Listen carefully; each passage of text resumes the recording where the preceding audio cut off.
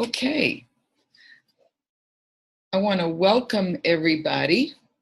I'm going to close that. Okay, I want to welcome everybody today. Thank you for being here. And as I said earlier, there's several people that have enrolled, and this is not an optimal time. So in the future, we'll probably be finding a new time that works more for everybody. The topic that we're going to be covering today is Awakening Your Holographic Heart, our central processing unit. And it is based on my book and, for the most part, Awakening Your Holographic Nature, Nature's Path to Healing and Higher Consciousness. So a lot of the material that we'll be covering today is in the book, but a lot that will be coming through me and is not in the book because it's in the holographic field of spontaneity and in the moment. So thank you. Go here.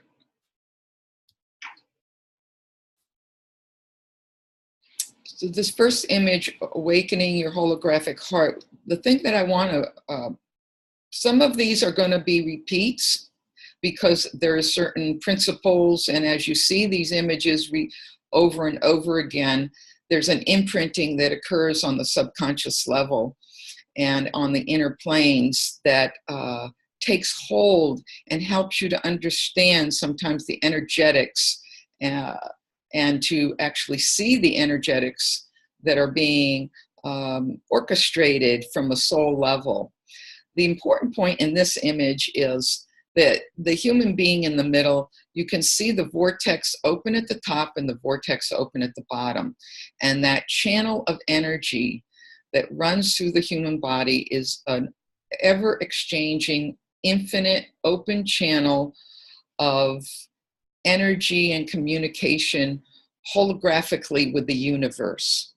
And so every level of your being, your physical, emotional, mental, psychic, and spiritual, is breathing and taking in and radiating out information endlessly on so many levels simultaneously that it is impossible for the conscious mind to grasp. Nevertheless, this infinite matrix is occurring, and it is our holographic nature. And as we awaken, we awaken to the subtleties of these communication exchanges that are going on, and we have mastery of those.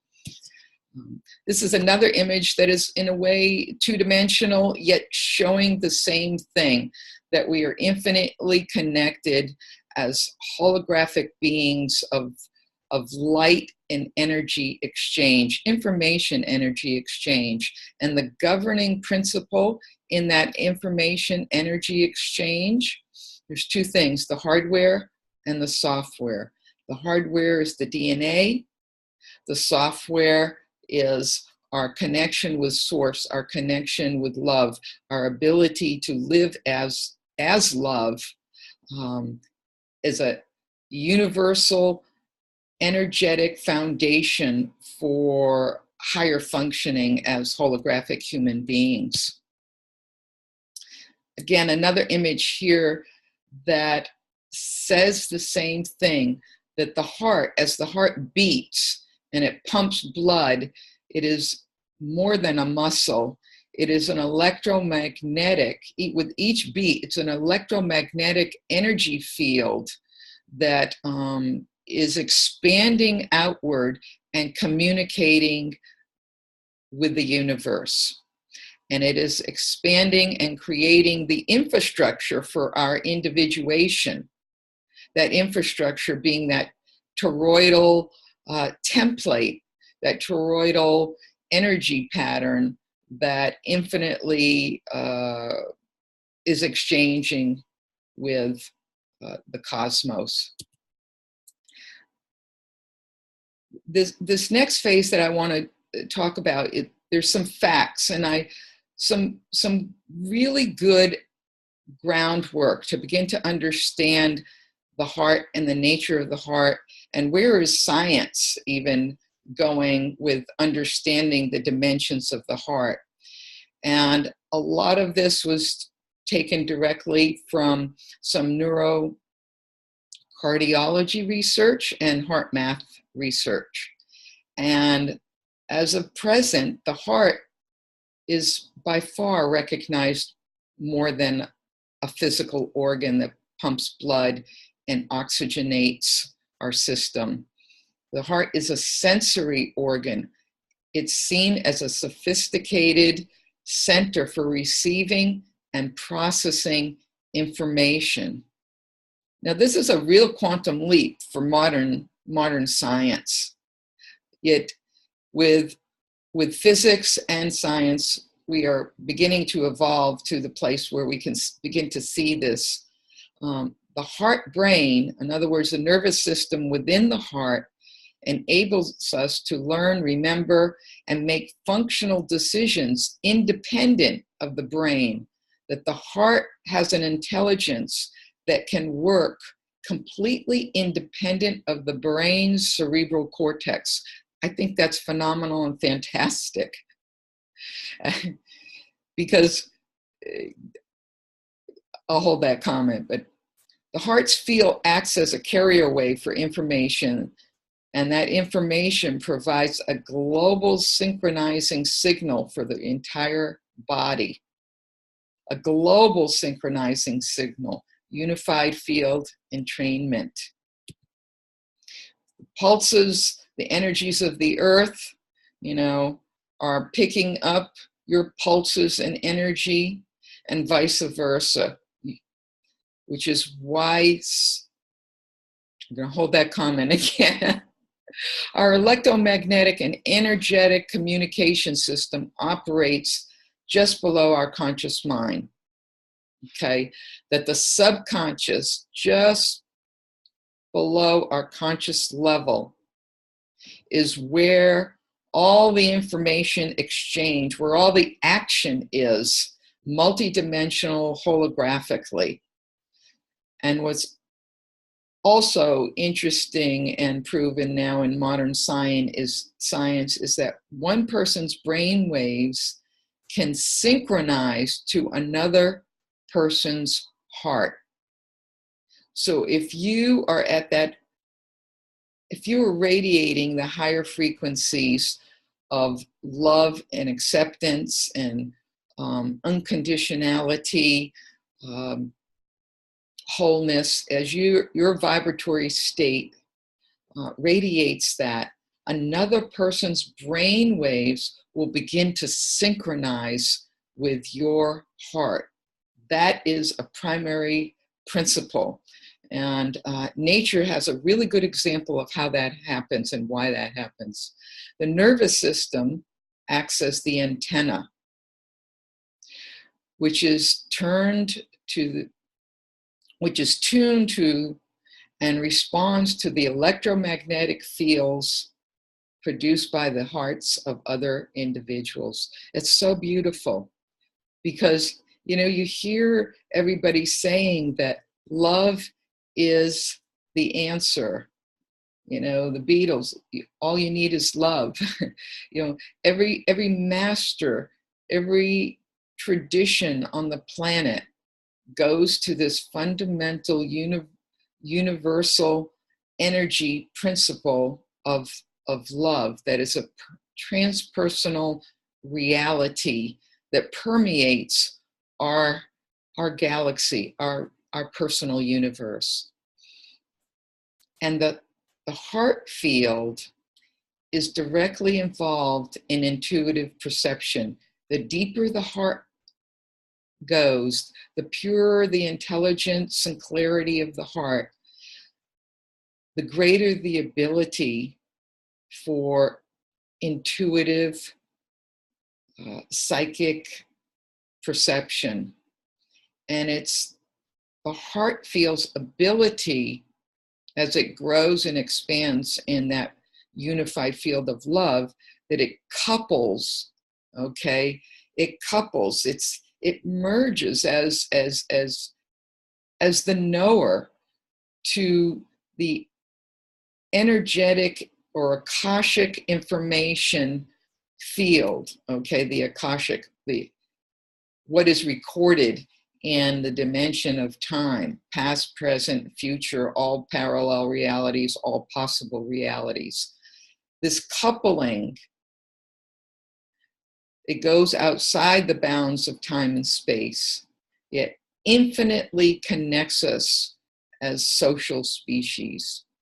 And so this distress that, I want to make this comment here, that the distress that we're seeing in our collective is political system, government, in every system, with every government in every country, is showing that the short-circuiting, the outdatedness of how we function in the third dimension between ourselves must go to another octave or level of organization and intelligence if we are to survive on planet Earth and thrive.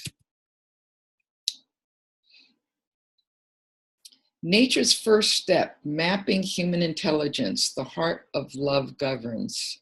We talk about governments and governing, and the first place of governing and mastery of governing starts with oneself.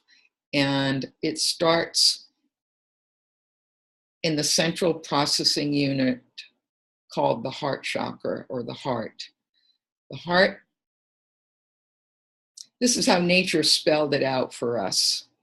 The heart is 100,000 times stronger electrically and up to 5,000 times stronger magnetically than the brain. We cannot think ourselves out of our problems.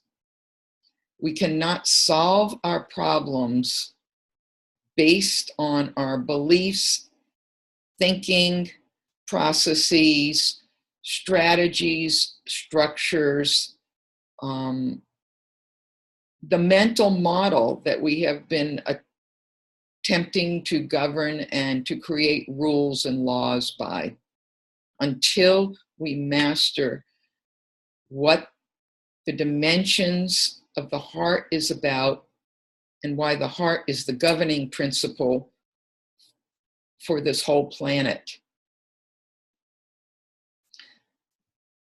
Another important message from nature is that heart cells from different people, this experiment was done, heart cells taken from different people, all walks of life, everywhere. It doesn't matter who the person is, where they're from, what their tradition, their race, their heritage, their beliefs, whatever. You gather the heart cells, put them in a petri dish, and they all begin to beat in unison because they're pure heart intelligence. There's no thinking mind involved. And so the heart unleashed and the heart's total capacity to uncondition itself, to disrobe the belief structures and the religious beliefs and political beliefs and social beliefs and whatever belief is running in the background. As those dissolve and the heart merges, that is going to lead and govern us forward. You take brain cells from all walks of life, all peoples, races, genders, and you put them in a petri dish. And they do not start beating, thinking, or functioning in unison. The heart cell does. The fetal heart develops and beats before the brain is developed. That is nature speaking to us. These are just three simple, obvious facts and truths that nature's intelligence has pointed the light of consciousness, so that we would get that the heart is our answer. The heart develops and beats before even the brain develops. Our central processing unit.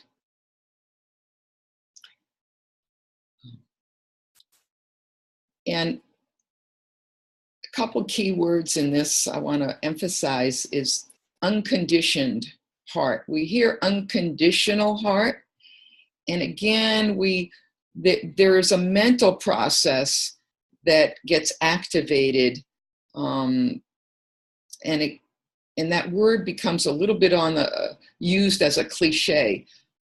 Unconditionally love, unconditional heart. The key here is to really understand the magnitude and the power of what unconditioning means. That it's really stripping away, and I'm using these words, and I really want to get the potency behind it. Unconditioned heart is the stripping away of all of the layers that mostly are implied through our mental body, our inherited ancestral, cultural, environmental imprinting, whether it's done consciously or unconsciously. But as we decondition our heart, that transformational transmutation shift begins to occur, and it occurs holographically. And that we can start shifting from the personal to the transpersonal state. The personal is bound in emotion and mental. And the transpersonal is a feeling, cognition, a direct knowing.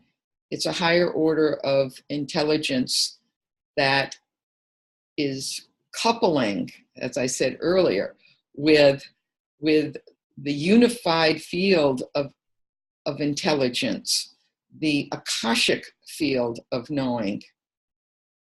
And so the goal of what we're going to be doing here today, and some of the tools and principles to support this process, will be revealed in the next few slides.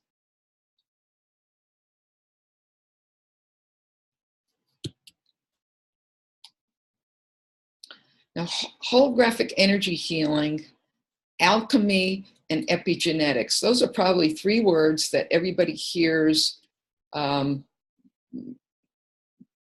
constantly now, coming in the foreground of popular natural health and healing. Epigenetics is one of the groundbreaking new territories that we're beginning to understand.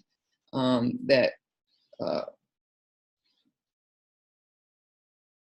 our thinking, our feeling, our emotions, conditioning has a direct impact on our genetics and how they express or don't express. Holographic energy healing, that's all of the subtle and energetic healing modalities. Alchemy, the principles of transmuting one material to another and accessing information. So I like to say that we're doing all of this simultaneously, that you can use these words interchangeably. Okay, so it's simply put, alchemy is the art and spiritual science of transmuting one form of energy to another form or expression of energy that is of higher order, octave, and vibration. Simple. In all ancient traditions sought to find the philosopher's stone, the mana, the white powder of gold, the elixir of immortality. And that was the art and science in the metaphysical and mystical traditions of healing, of transmuting lead to gold. And that still is going on in modern science.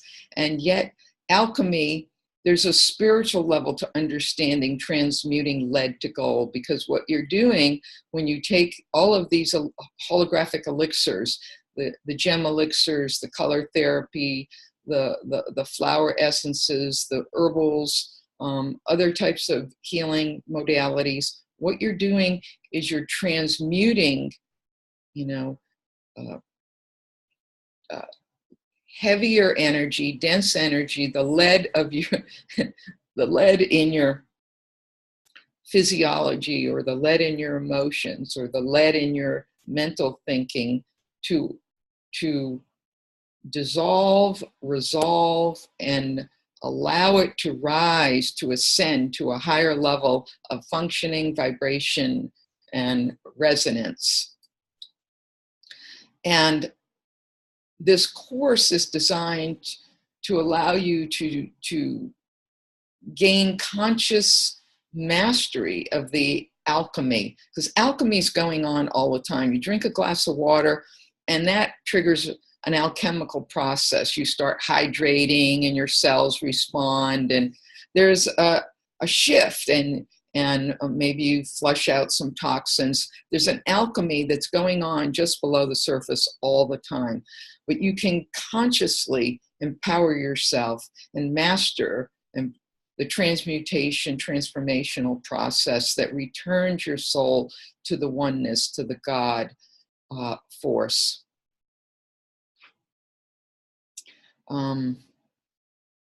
So our personal chemistry is affected by our thoughts and emotions. Our thoughts and emotions affect our personal chemistry. Alchemy awareness is ultimately self-awareness.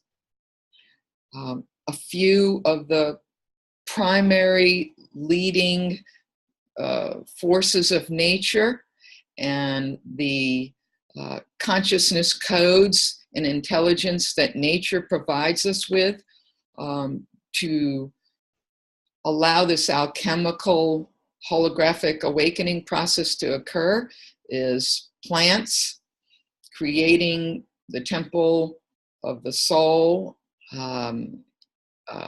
allowing the physiology to learn how to function on light more effectively. The flower essences are the pinnacle of the spirit intelligence, the consciousness code or consciousness signature of the plant. The flower holds that component, and that's what we're using. The gems and elixirs,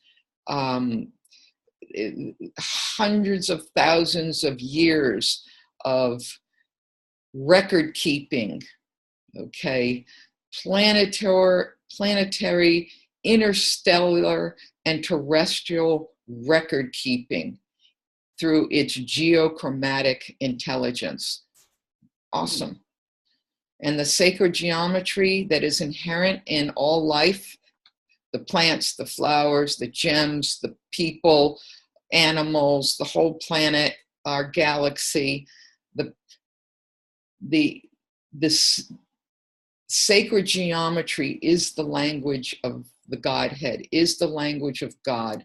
It's how God translates spirit into matter, how it translates space, which is undefined, infinite, unbounded, is given definition through patterns and forms. And so that sacred geometry, through patterned forms, architectural blueprints, is speaking to our matter. It's spirit speaking to our matter. And of course, color. We want to have a colorful life. And color is wavelengths, vibration, intelligence that composes also. It's another language that the soul understands.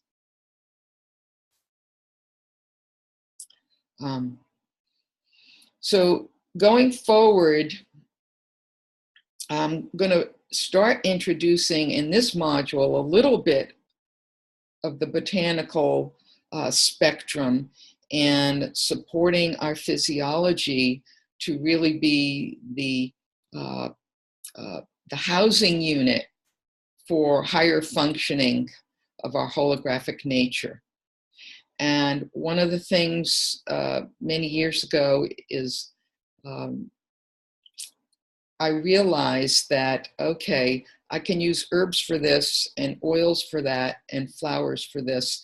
And yet I felt like, really, let's blend them all and create a very powerful tri-essence vibrational synergy blend. And the herbal botanicals that I'm going to be introducing are a tri-essence power blends that carry all three of these. The herbal, which is to facilitate a biochemical support of your heart, in this case, the essential oils that are in that formula will support the limbic system, the limbic being the mid part of the brain, the part of the brain that processes your emotional body, mostly your emotions. So it's very, very, very important for emotional, mental balancing. And of course, the flower essences, the consciousness codes. The formula here is called cardiovascular health. You'll find it in my book under Hawthorn Holly blend in chapter 3. A lot of the forthcoming blends you will find in chapter 3 under a different name, because these are produced now by Amrita Aromatherapy as a tri-essence power blend. So this is a cardiac tonic that has the essential oils and it has the flower essences and two of the most powerful herbs that I love and I use almost all the time, especially hawthorn, is that hawthorn is a cardiac tonic. What I mean by that is that it's something that you can take daily, like eating, an apple a day keeps the doctor away. You can eat an apple a day. Hawthorn you can take on a daily level, especially as you get older, or if there's any issue with stress to the heart, emotionally, mentally, or spiritually, or physically. It's a cardiac tonic, and it oxygenates and helps to maintain homeostasis and balance. Motherwort is also a nervine, and it's a cardiac tonic and soothing, calming, balancing, strengthening, and it helps with the rhythm and the nerve flow through the heart chakra. Nice combination. They're in that blend, cardiovascular health. They're in the blend Hawthorn Holly, or you can use them individually. Gem elixirs. Now, I'm going to introduce 3 gem elixirs for the heart chakra. And for those of you who are receiving the elixirs, I chose to put in emerald in your package, to be used over the course of the month. So you're going to be working with the frequencies of emerald, the planetary frequency of Mercury, the color spectrum of green, which is also nourishing to the whole body and to the heart chakra. The working with mastering the archetypes of Gemini and Virgo, communication, and the heart chakra is your communicator. It's the place where you start your process of receiving and giving information, regardless of what that information is.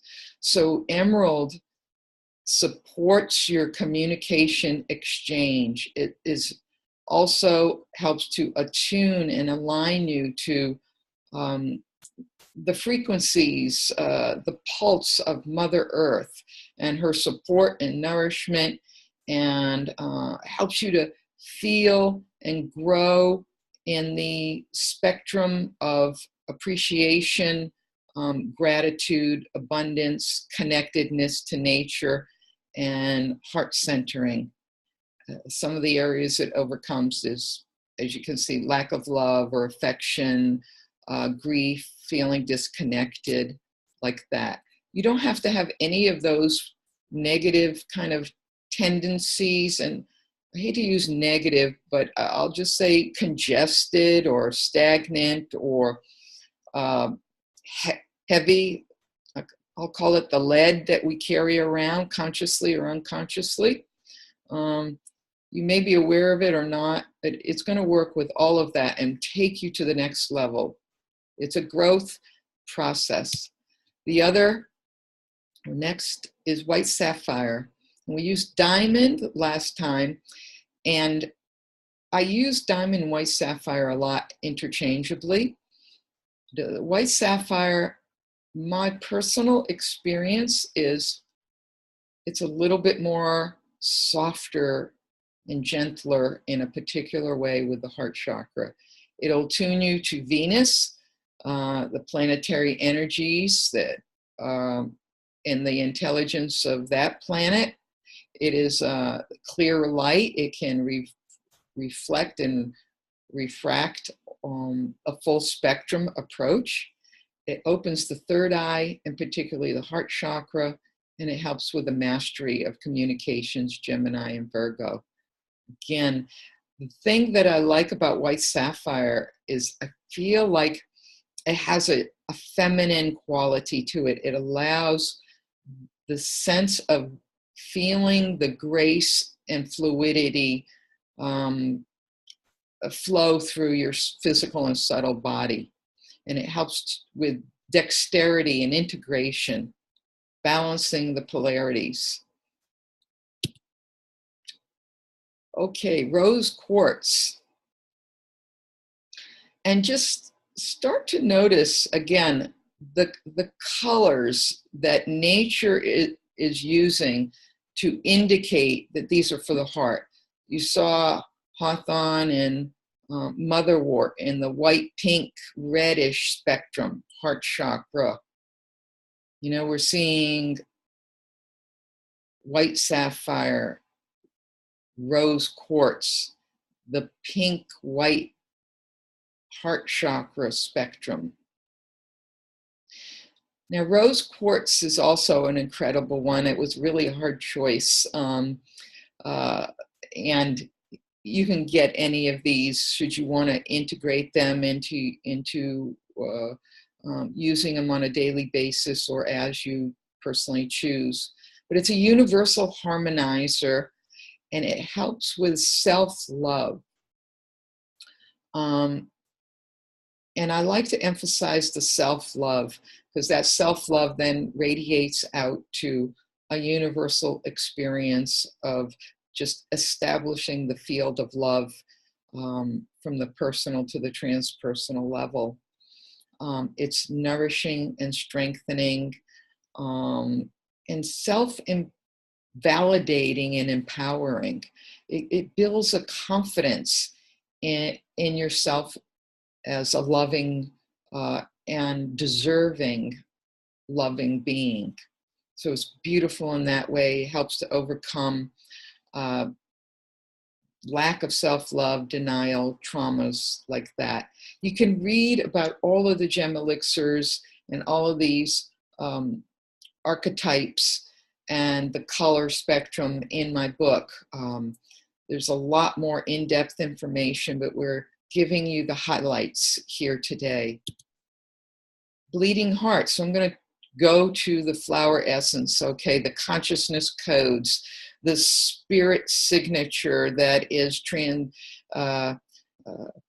transmitted through the flower essence, okay. And again, you can see that it speaks with that, you know, translucent, beautiful, pinkish, fuchsia, white, and the shape of the plant. It just speaks directly to how to use it, what it's for. Okay, we're using the pure energy of it. There's no, when we use the flower essences and the gem elixirs, it's all about signature. It's what's behind the scenes. You know, you would be a puddle of water if there was not an infrastructure, if it was not the sacred geometry keeping you together, the matrix. So, okay, bleeding heart, ability to love unconditionally. Again, how do we learn to love unconditionally?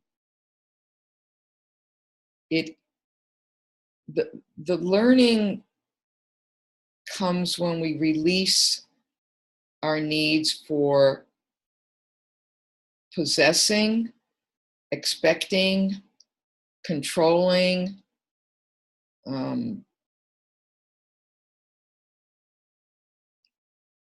another, or the need for love and approval. The bleeding heart opens you to the balancing between receiving and giving without any thought involved. And so that it's true emotional freedom. It's like you love and you receive love and you give love, not based on anything other than that's the only principle that really operates universally in all of us without our thinking or having any ability to exhibit functional human intelligence. You can be in a coma and be receiving and transmitting love. And it's not because you're trying to get anything. You know, you're at that point, you are free from, you're living in that transpersonal state. So bleeding heart really facilitates and supports that living in love that is free from a codependent, a neediness, a possessiveness, or a fear of not being loved or living without your sense of source of love. Again, pink, look at nature speaking to us. Pink yarrow, okay, and it's one of the 3 yarrows, okay, and it has to do with, okay, this yarrow helps to create healthy emotional boundaries, psycho-emotional shields. It's when the heart tends to be a little bit like a sponge and absorbs, you know, you're trying to help and you're trying to feel sympathetic and you want to, like that, internalize the emotion in some thinking that it might lighten the burden of another. And so it creates a healthy, bio-interactive, psychic, psycho-spiritual shield that can exchange the information without absorbing the toxicity that's in your environment, so that you're inwardly self-contained and self-composed, and you have that objectivity with that infinite compassion and that infinite love as at the source. It's really important, and you can see when I speak of these, when you start to, you're going to be using all of these as a blend, so they're going to be really working from all these different angles to support the intelligence of your heart to function unconditionally, because, you know, we're all taught, you know, or we're not taught, you know, what it means to be a spiritual adult that is free from conditioning and can follow the higher metaphysical principles that are universal and without race, religion, culture, creed, anything of that nature. politics, like that. Pink again, pink monkey flower, heart chakra. And all the monkey flowers, like I said, the yarrows help to manage the shielding, the boundaries, calibrate that. The monkey flowers help you to transmute fears, okay? All kinds of fears, and particularly pink monkey, fears around the heart chakra, of how you protect around your heart chakra. Fear of intimacy of all kinds with all peoples. Now, that says it in a nutshell for me. Fears of intimacy of all kinds with all peoples. Transcending all of that stuff that we put between self and everybody else on the planet. You know, if we could start, you know, from the home and through the school systems to include the development of the soul and understand some of these psycho-spiritual principles as a race, as a human race, and as a species going forward, okay, we would be in a whole different emerging society. The monkey flower pink helps us with that emotional honesty and helps to transmute our fears, our shames, our guilt, our sense of needing to hide, vulnerabilities. It's also very useful when there's been trauma or abuse, and there is the feeling of needing to protect because you, as a child, were abused or traumatized in some way. These are things that you don't use. You don't use them for a week, and you know, I'm giving you samples, and you're going to use them for a month, and there will be a real shift and a growth and an awakening and a realization and an opening and a healing. And as you learn these essences and these and nature's tools and herbs and gems, you can come back to them because you become aware. It's like, oh, I'm really experiencing some fear in this situation. And I'm feeling like I'm taking on something. And you can go back to using these. You're never done, because all of these essences, they're not static and linear. They meet you where you are. It's like, I started taking Cosmos. I may have mentioned this in the last module. I don't know, 24, 5 years ago. And I have repeatedly, to this day, used that essence anytime I have to speak or give educational or healing seminars, or to assist me with writing projects so that I can articulate what my heart chakra wants to say.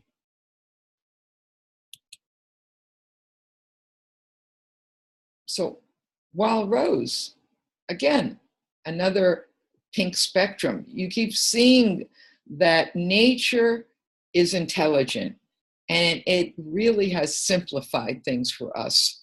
You know, it color-coded, you know, things into the rainbow, you know, and each one of these colors corresponds to a dimension of our human nature and our own personal intelligence.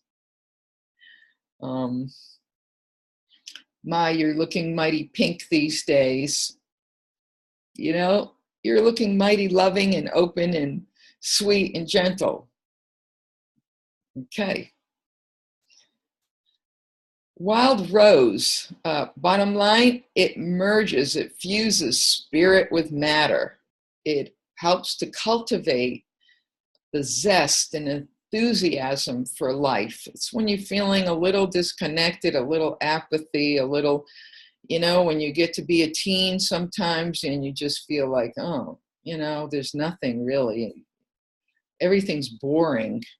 And there's this sort of resignation or apathy or lifelessness or passivity or I don't care, whatever. That kind of energy, really is very well supported and transmuted by wild rose. Okay, fusing spirit, the zest, the spark in matter, in all of life's matter. Holly, we talked about that. And again, here we go, the little white, the pinks, the white, the pinks. Cultivating that universal belongingness, heart intelligence, interconnectedness.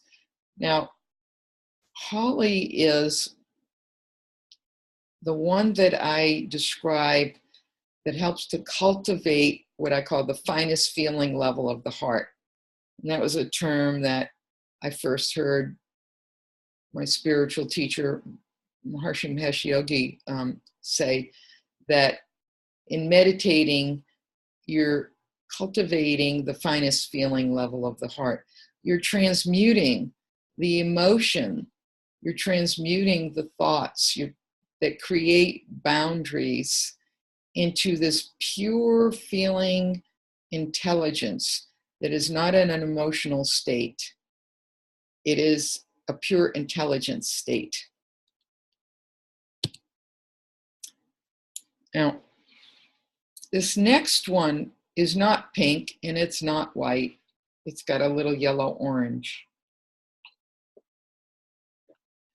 And I wanted to put it in here because I think it's important for our culture and a lot of the afflictions that people feel personally around also the heart chakra. Aloe vera, you know that as an herb, it's soothing and like that. And it has that quality as a flower essence. But it works with the heart chakra and the solar plexus chakra. And the key word is rejuvenation. Rejuvenation to the heart, rejuvenation to the solar plexus. And it helps with the articulation between those two chakras, the heart chakra and the solar plex chakra. Now, something happens here that really is important to note.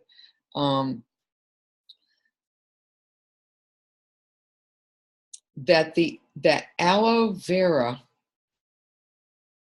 is used when the personal will,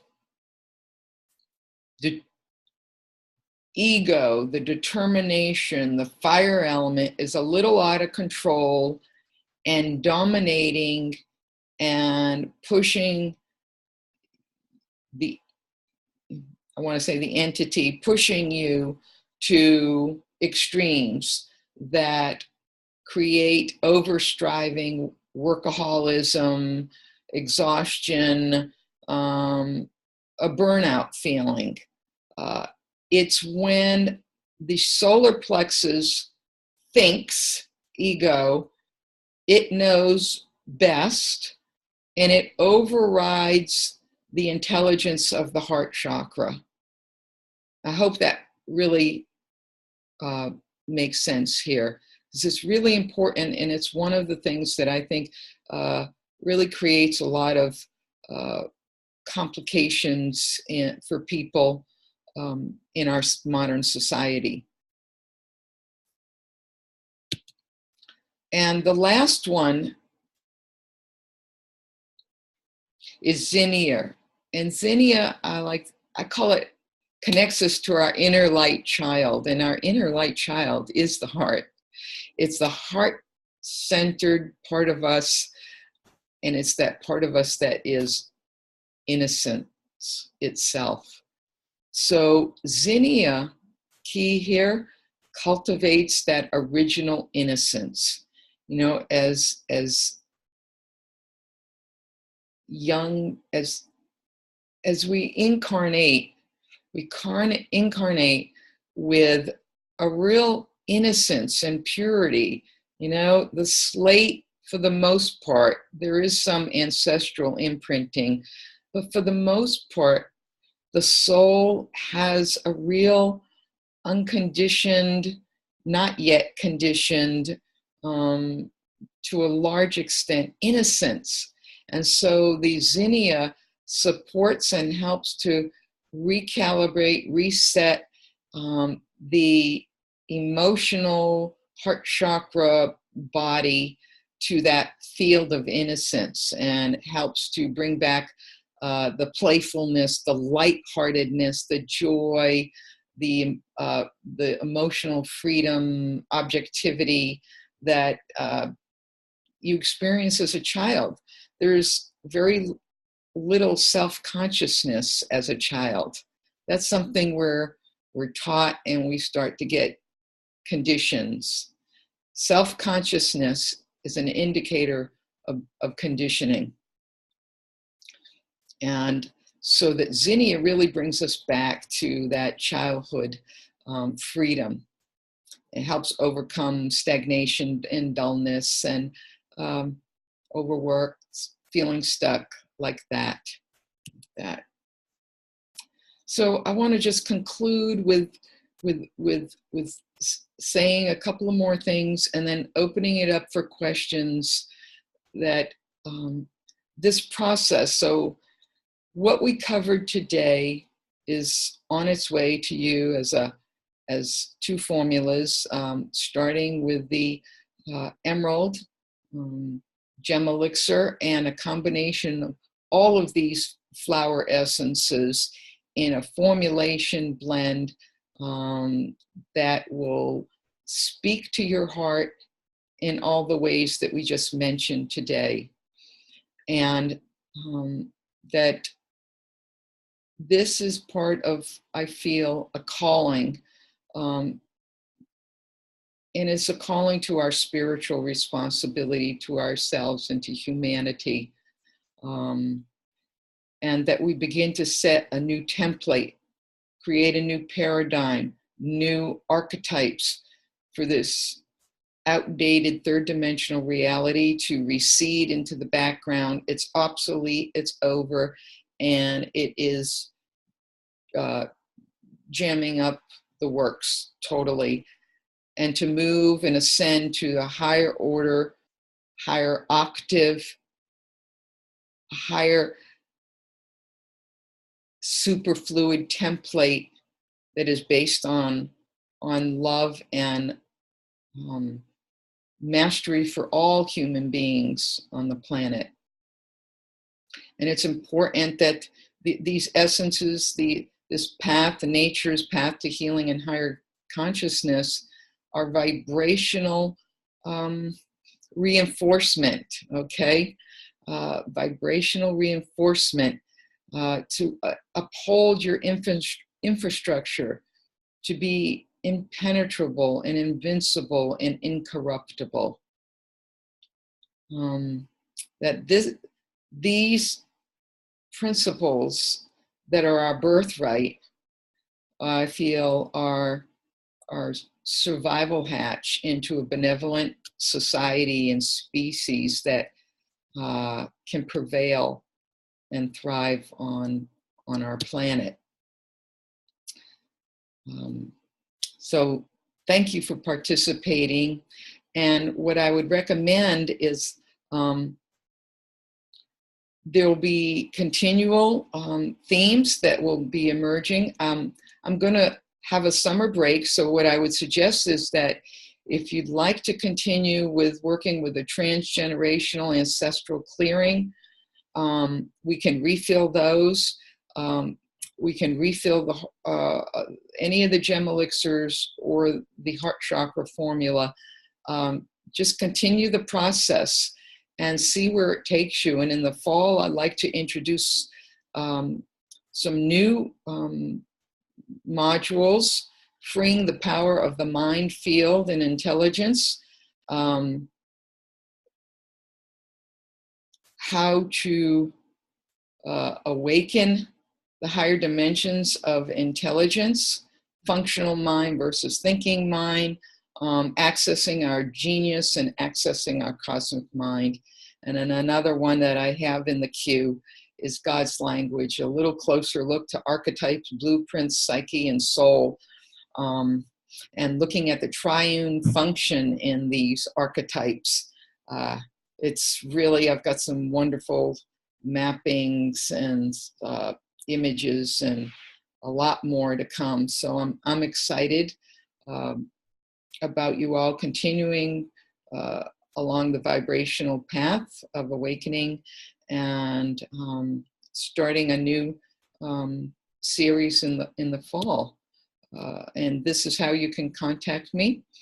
Email me is great, or you can call me 319-400-2293. I don't have my phone up there, but you have it in my emails and everything like that. So does anybody have a question or comment or thought?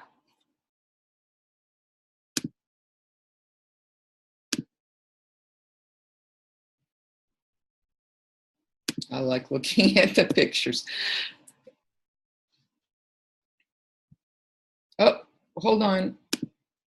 I think I've got you muted, so hold on, everybody. Let me just go and check this. I can unmute myself. Oh, well, that helps. Thank you. Okie doke. Although, oh, there we go. Okay. I just wanted to say I thought that was very, very beautiful. Some of the slides, the images, some of the concepts that you presented really moved me to tears.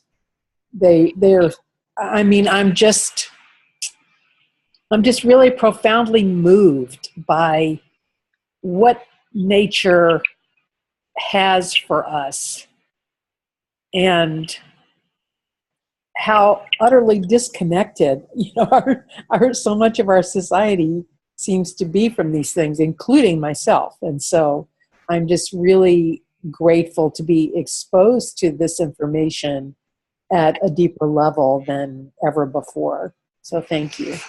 Oh, thank you, Jennifer. Thank you. Any questions, Camille or Jennifer? Well, this is Camille. I was going to say that I really enjoyed it and looking forward to experiencing the part formulas. And I also wonder about, so if we were to continue like overlapping them, like, I suppose it doesn't matter, but how should we be approaching whether to focus on? Oh, I lost you. Okay. I think I know your question. You can take both formulas. The transgenerational sometimes is a real foundational formula that I have people take maybe sometimes for 6 months, to really, really clear some deep patterns. And in that 6-month period, we may be working with other formulas to target different themes that are particular to you. And so if you were to use them together, you would be, yes, doing ancestral clearing, and yes, ancestral clearing that would be sort of, it's like dialing up a radio frequency that would be very specific around your heart chakra. Does that make sense? If yes, you, yes. yeah. And you might want to take the transgenerational. Sometimes people will use it more frequently in the beginning, and then they use it maybe 3 times a day. And then their personal remedy, like the heart chakra one, I'll call it more of your personal remedy for the heart. They may use it more frequently, 4, 5, 6 times a day, to really have that kind of breakthrough, where really you shift. And so, like when you said earlier that you felt a little tired, that tiredness is the release of stress, and the heaviness, like I said, the lead that's sometimes buried just below the surface. And even when it's coming out, you may be aware of it or you may not. It may be just tiredness and on its way out. Dreams are important when you first start remedies. It's how these remedies speak to your soul. No, thank you. That's helpful. Okay. Any other question or thought or comment?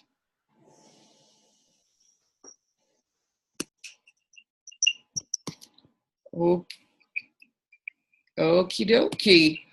Well, thank you again for attending, and I'm gonna stop the recording here.